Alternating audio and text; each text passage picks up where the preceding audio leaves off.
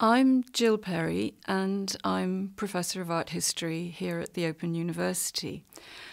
Recently, I've been researching on the role of homes and houses in contemporary art, looking at the ways in which ideas of the home and the house and the domestic have been represented in modern and recent art.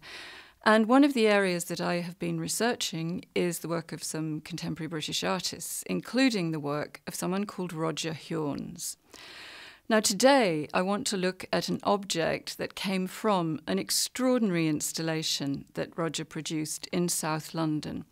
It was called Seizure.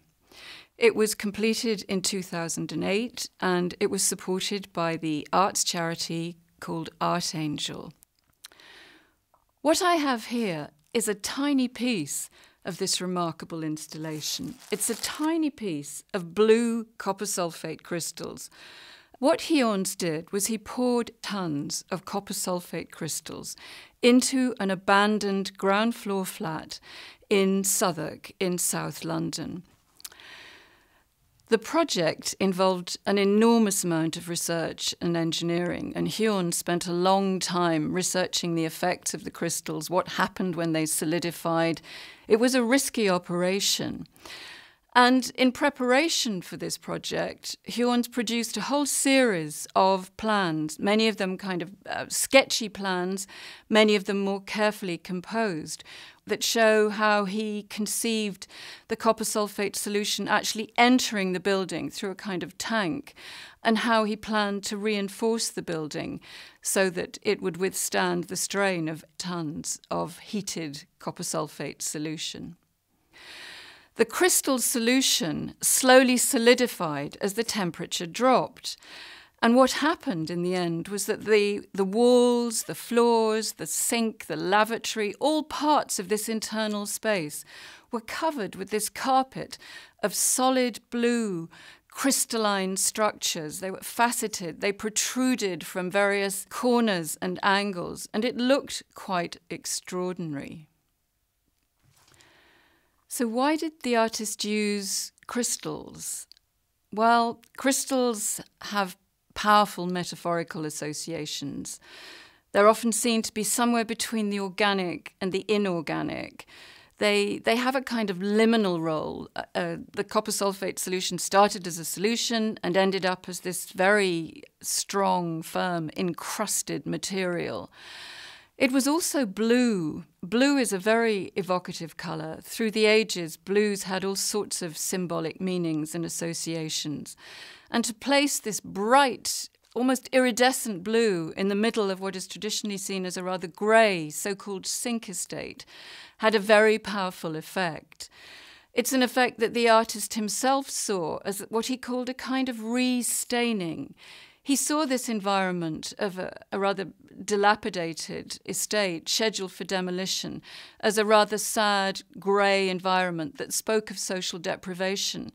And he liked the idea of enveloping it in this bright, metaphorically loaded substance that is copper sulfate. Crystals have inspired many artists, and I think particularly that idea of transformation that is part of the whole crystalline process when it goes from a heated solution to a solid. It's also a substance that did have some kind of oblique associations with the neighbourhood, in that this estate was famous for its gang warfare, for its drug problems. And of course, crystals and chemicals have a close association.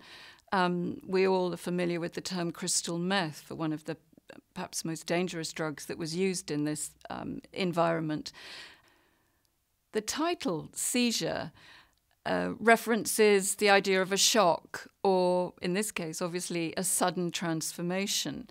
And this dramatic contrast that I've been emphasising between the environment and the work did seem for some to represent a kind of shock, a seizure, as the artist framed it.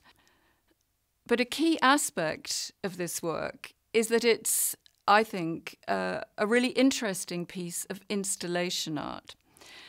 Installation art has now become ubiquitous in modern and 20th century art. It seems to be the medium of choice for so many contemporary artists. But it also represents a movement away from what we call medium-specific forms of art practice, that is, sculpture, painting, drawing, and so on. And installation art often involves a combination of media, of sculpture, sometimes sound, sometimes architectural structures. It also removes the frame. This is, I think, a strategic aspect of installation art. The viewer is expected to move around it, to have a kind of physical relationship with the installation, with the space that is part of the artwork. So there's no longer a single viewpoint that you find in a framed painting. As a piece of installation art, it was again a work that you had to enter. You had to enter the space and walk through the various bits of the flat, the openings, experience the strange ways in which the crystals had covered the various surfaces and the floor. You were asked to have, or you were invited to have, what we call an embodied experience, an experience that enables you to relate physically to the environment that you're entering. Like many works of installation art, Seizure was only a temporary structure. It was only there for a few months. After that, the crystals were stored.